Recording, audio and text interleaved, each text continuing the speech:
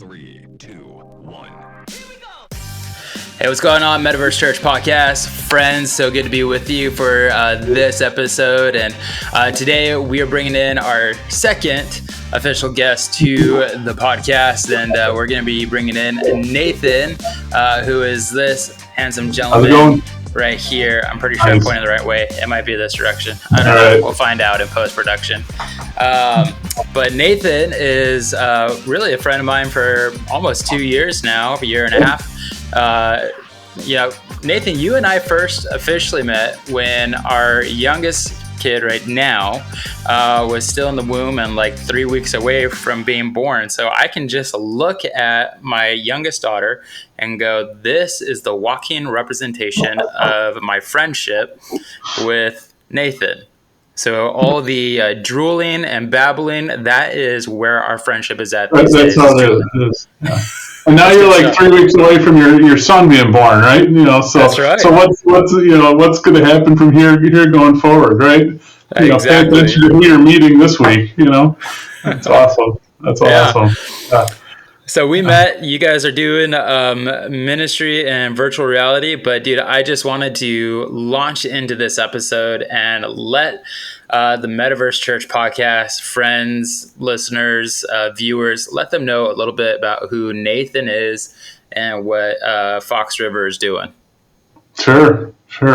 Yeah, and Stuart, I want to thank you too. I don't know if I've ever gotten to publicly thank you, but you specifically, and then Lakeland's VR ministry was what got us into VR in the first place. I remember it was October of, would that be 21? Mm-hmm. And, another pastor here, Bill, and I, we were just like, hey, let's go see what other churches are doing for online ministry. And we came across Lakeland's VR, or we came across your website, and VR was right on the front. I'm like, what is that all about? And I remember, we hooked up with you and we went down to the coffee shop right just south of Lakeland there. In fact, we drove by that this morning, Bill and I. We're like, that's where it started, right there.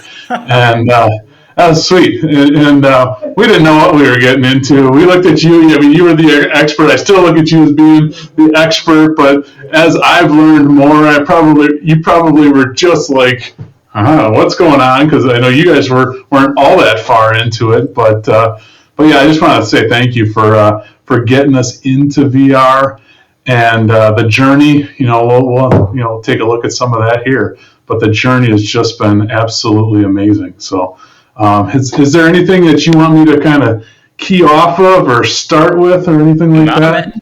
No, man. Just introduce yourself. Let them know who you are for those who might not know who Nathan or Fox River is. Yeah, so I'm on staff at Fox River. Fox River is a church, a fairly decent-sized church in southeastern Wisconsin. We've got 4 campuses, and my initial role here is the IT director, but I've also got a background as like an executive and assistant pastor, so those two things kind of came together. And they hired me on here at Fox River. God's got an interesting, timing, of course. They hired me about 3 months before COVID hit. And so once COVID hit, everybody was like, hey, how do we put our churches online? And so they tapped me on the shoulder and says, hey, kind of figure some of this stuff out. And so I got involved with the online church. And then fast forward to I shared a little bit of the history. We connected with Lakeland, and we opened the doors on VR. And one of the cool things about VR, for those of you that are in it or maybe considering getting into it, is that you can really start this ministry with very little money. I mean, we bought 3 Oculus headsets. That was less than $1,000, and we jumped into it. And we were in this ministry. We were talking to people literally around the world within days, weeks. That's one of the beautiful things about it. Then I've been fortunate to have a couple of great team members here. I mentioned earlier Pastor Bill. He's one of our teaching pastors here. And then Christina, who God just blessed us with it. I mean, I was looking for somebody that maybe had a technical bend, somebody that might be able to even create worlds. And here she is. She's got a a mechanical engineering background, so she's designed, and she's got a huge heart for people. And really to hear her share some of those stories about how she's ministering to people in Afghanistan and Canada and Guatemala and India. I mean, that's just so cool. So we started January of last year, January 22. It's been about a year and a half. That was when we opened our first, we call them events as opposed to services or small groups, because it's kind of a combo of those things. Now, when we started, we started with the traditional, or at least the traditional as far as in-person services. We started with kind of that mentality. We did more of a sermon. We did some worship music, and then at the end of that's when we'd have some time for questions, that sort of thing. So we found out that the questions piece is what people in VR are really diving for, really digging. They really want to. They put on the headset not to sit and watch a screen, because they can do that in YouTube or they can do that sitting on their couch. They put that headset on because they want to connect with other people. And so we wanted to kind of lean into that. So it was April of last year. We kind of changed the model a little bit, went from a service type model to what we called an event, which best description might be a hybrid between a service and a Bible study.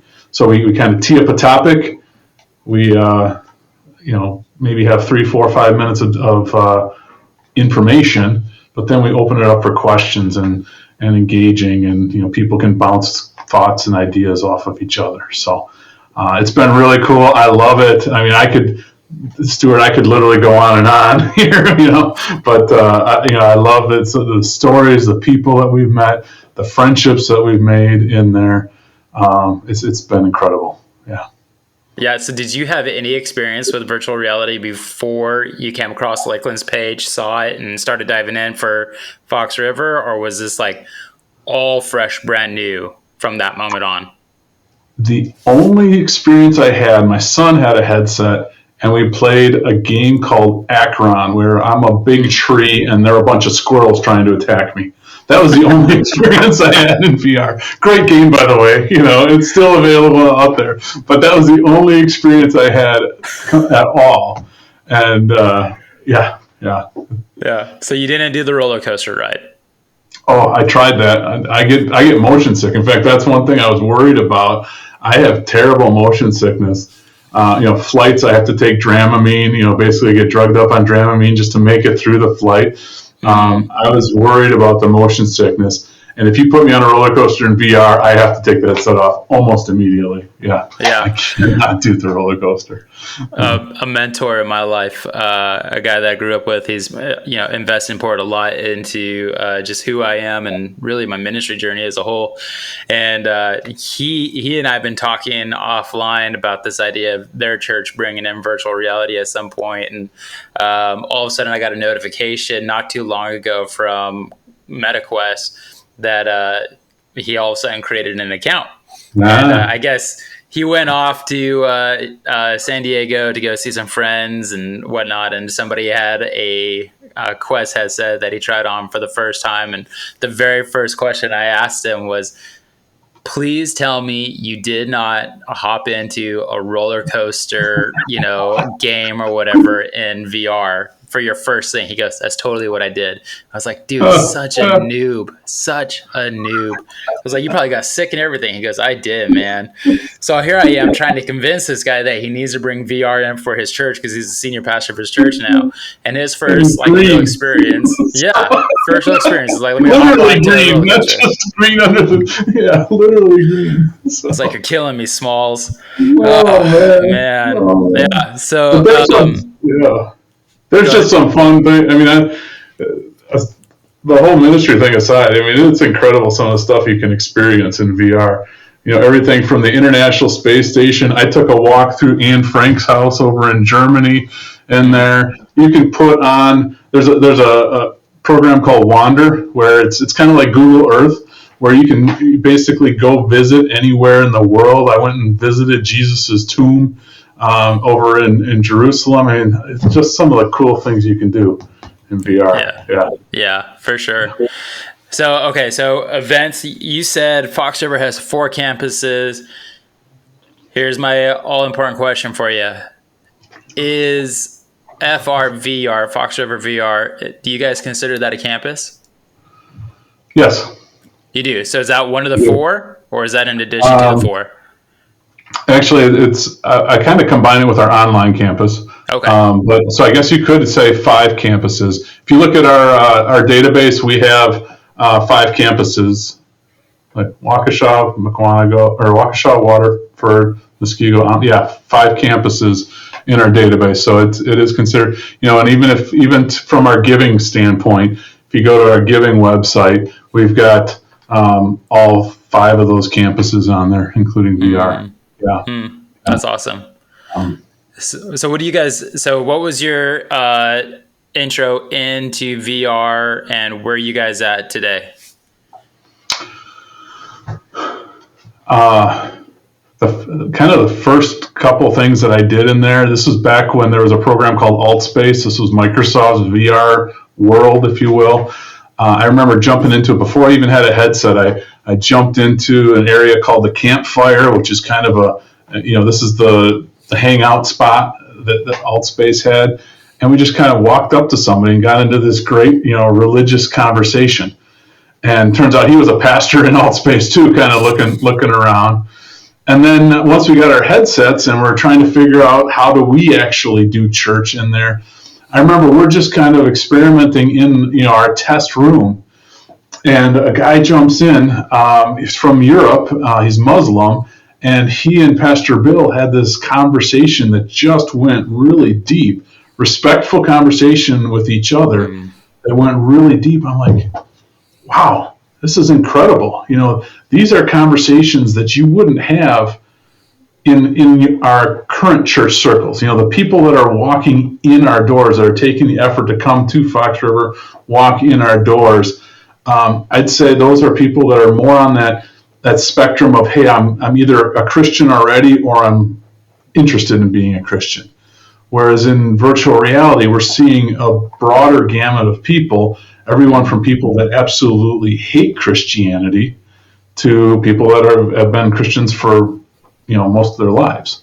And that's one thing that's been such a huge encourager for me. It's given me the opportunity and our team the opportunity to share the gospel with people that really we normally wouldn't. Just a real quick story. We've got a gentleman he lives just outside of London, and he came about 10 months ago, and he says, one of my first questions in VR is, hey, are you a Christian? He says, well, I'd say no. I'm either an atheist or an agnostic. He says, but something's got me here. Basically, he'd been in a car accident a few months earlier, and because he was in the car accident, he was in the hospital and getting blood tests. They found that he had liver cancer. Wow. And had he not been in that car accident, they wouldn't have caught the liver cancer as early as they did. And so he's healed from the car accident, and he's in remission from cancer. So he's been coming regularly for the last 10 months to the FRVR events. And we've gotten to talk with him, and he's at that point where he's really asking the what I call cool, inquisitive questions. One of his questions he asked was, why did Jesus come at the specific time in history that he did? I love the questions that make me sit back and go, why didn't I ever think of that? And to see his faith just kind of sprouting. I mean, we're still praying for him. We still want to see him have that joy that you can have through Jesus. But that's just an example. And that's how we got into it and some of the things. And then as it's gone along, it's just been experiment after experiment. Some of these fail gloriously. They fail. But we pick ourselves up, we learn from it, and we keep moving on, So. All right, let's chase that thread then. What is something that you guys have experimented with that failed? Well, I shared some of it earlier that, we went in there with the traditional mindset of doing that service where we do a 40-minute or 30-minute, whatever, sermon and then some worship music. That's not what people wanted. So that didn't work. We changed that. We modified that. What else have done that? Can I ask a question on that real quick? Yeah. When you guys are doing that, because for us, we live stream, we broadcast our live stream service into the environment. Were you guys doing the same thing, or were you teaching live, like avatar to avatar? So we were teaching live avatar to avatar, and that didn't work. And not as well as the what we're doing now, where we're engaging with people. Yeah. So it's just a little bit of a tweak. The other thing that we learned too is as far as the environments. You're in a virtual environment, so you literally could be anywhere from a living room to an auditorium to outer space. There's been some cool, there's just a ton of cool environments. But one thing that we found is that the environment does matter in VR, especially if you want to bring people together and have a sense of community. Some of our best environments have been houses that were created, and we're literally just meeting around in the living room, around the couches there. It gives them that sense of closeness. If you have a big wide open space, people are spaced around, and even though it shouldn't matter because you're just wearing a headset, it does. Because your human mind tells you, hey, I'm in a close, caring, comfortable room. I can open up. So, dude, that is some great insight right there. I don't think that I've ever really thought about that as much, but I would say even when we were in alt space before it shut down, the events that went off really, really well were the ones that were in. So we had like our church auditorium, like a church building with our auditorium, right? And it was big. But then we would do like our small groups and other events and like this tiny movie theater environment. And those were always probably the best attended and most conversational, like people like actually getting involved in the conversation than just sitting in the auditorium or outside, right? Like if we were outside underneath the stars, whatever, people tend to be pretty conversing that way, pretty talkative. But man, I did not think, I've never really put much thought behind that idea of like the environment still matters, because what we saw and what we were learning was when we were broadcasting our services in there, our senior pastor's voice could be amplified all over the environment, right? And what we were learning about the DNA makeup of alt spacers was that they love to explore. So our mindset was, let's go big with our world for people to go explore and get lost in there. But man, to not be intentional over the idea of really designing a specific location based off of what you're wanting people to experience in there. If this is a large group versus a small group, man, I've never really thought about how that changes the perspective of the individual and how that might actually entice them to be more interactive than just consume the information that's there. That's good. That's really good insight. One thing I think is neat with the different VR churches is how, like you said, some people want to explore. There's other churches, VR churches out there. Oasis Church is one that comes to mind, where they design their environments to be more in line with what they're doing for the message. If they're going to talk about Jesus walking on water, maybe they'll have a boat with that you're in, so you get to kind of feel experience the message a little bit. And I think that's great. For us, like I said, we're more focused on the coming together and having that conversation and building that community that's in there. And if our space can accommodate that, so much the better. Yeah, for sure, man. Yeah, that's good. And every single one of us are doing something different, and it works in some way, right? Like that's the crazy part is, and I think I've had this conversation with somebody else before, that the more churches that hop into VR, will it start turning into like a competition for territory, right? And I felt my response to that was, I don't think that we'll ever get to that point. I feel like there's more collaboration that's happening within the churches within VR, because we are all still learning on how to do this. Like you said, to our introduction, when we crossed paths in October 21, I'm sitting there going, I'll tell you guys what I know, but it's probably not going to be much, like I'm not that far ahead of you guys a year into this. Cause I think by the time that we got introduced to each other, we were maybe starting to explore even the format that we had now, or then like we were starting to talk about, hey, do we build a world? Do we do this? Do we do that kind of stuff? We hadn't even got to that point yet. But yeah, we are all doing something differently.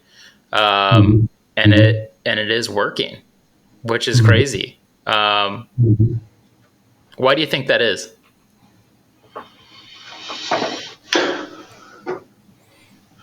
Well, you've got people that are, people learn by different methods, and they connect with different things. Some people are very, are very visual. So if they can experience, the empty tomb for Easter, if they can stick their head into it and go, wow, this is really cool, that's gonna connect with them. Other people are, more that the social. They have that connection by talking, with other people. I know another pastor that their big focus is on prayer.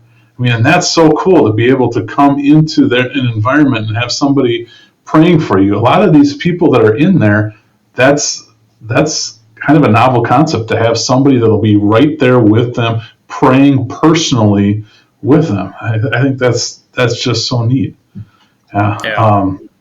It's the variety. I think what you were saying, as far as the different pastors and different churches that are getting into this, there's more and more people that are going to be getting into this arena as well, into VR, and there's more programs that are going to be developed, more worlds. You and I are both in spatial, but then there's a big screen, and I mean, we could go down the list. VR chat and Horizon Worlds, and there's going to be new ones. Apple's coming out with their headset next month. Who knows if they're going to have a world, and if that's going to take off. I mean, it's kind of an exciting year for VR. It's going to be neat to see what people do, and as they come in. And another thing I notice is that you and I have talked about this. There are some people that will go from your event on Sunday morning, come to ours on Wednesday, go to another church, and so this is their way of So there's not hard walls. People aren't Fox River VR people exclusively, or Lakeland people exclusively. There's people that just have this community, and you see that cross pollination. And it's even cool, amongst the pastors. I mean, we did that joint Christmas service together, and how cool is that to have three churches coming together, sharing the platform, speaking from the heart. We're looking forward to having you coming into FRVR in a couple of weeks, and just kind of sharing what's on your heart. I love it. I think that's the way.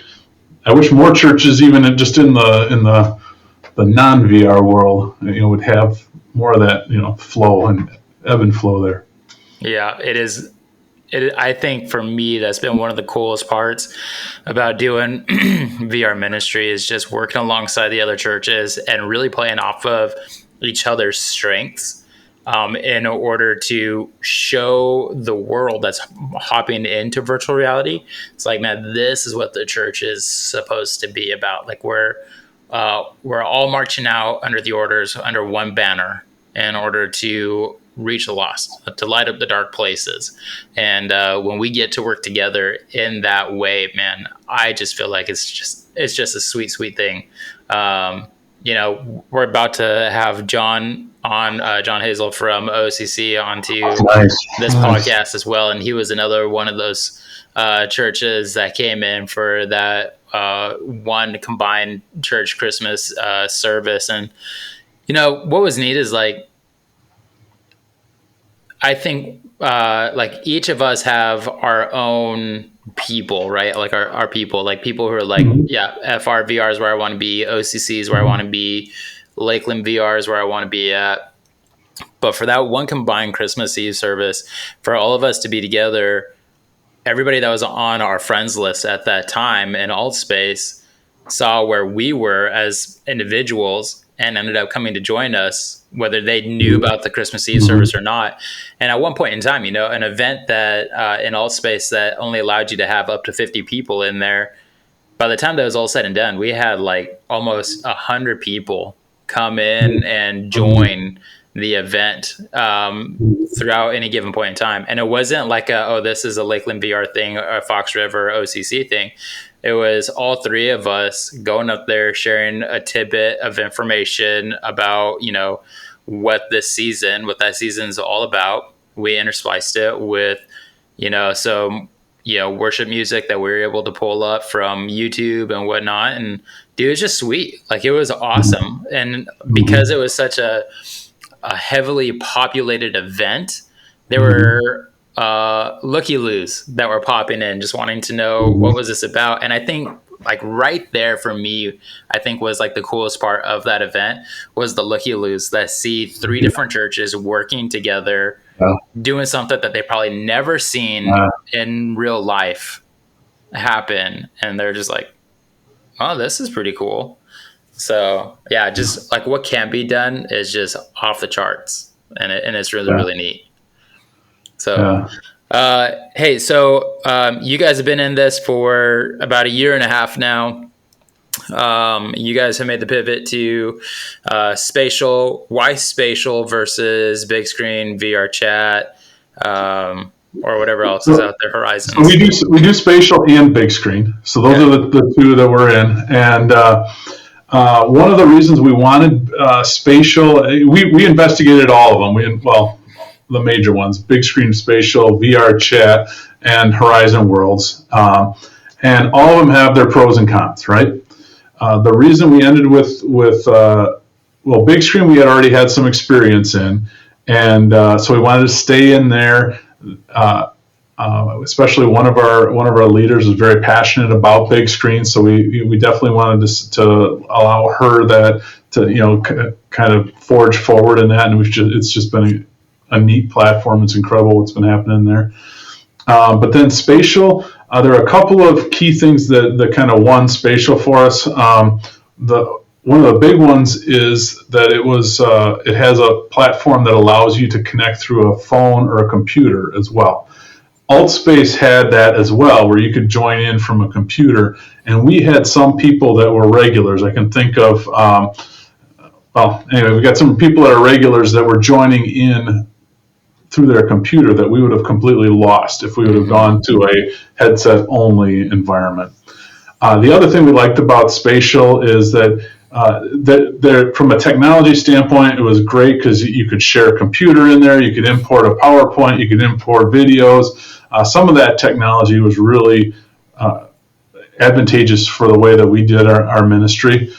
And then the third one, to be honest, spatial didn't have as many trolls as some of the other platforms. And we needed a place where not everybody can roll with the trolls. When people come in and they just mouth off and it takes you 20 seconds to get them booted out, some people that just completely throws them back. And I get it. I was there, early on in this process. I struggled with that as well. So spatial doesn't have as many. I mean, there's still a few here and there, but so it was a little bit more of a safe place for the people that were used to some of that safety in Altspace. Those are the three main reasons there. Yeah, that's good. Okay, so a year and a half into this, you guys have had to make a transition, just like every church that was in Altspace had to. So a church leader is listening to this.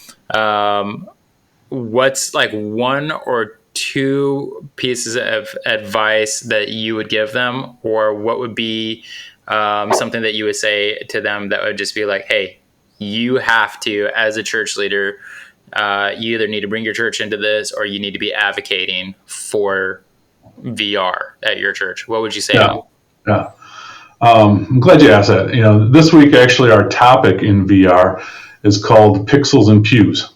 So we're taking a look at the physical church and the VR and the digital church, the online church, which is sometimes just broadcast out through YouTube or Facebook or whatever.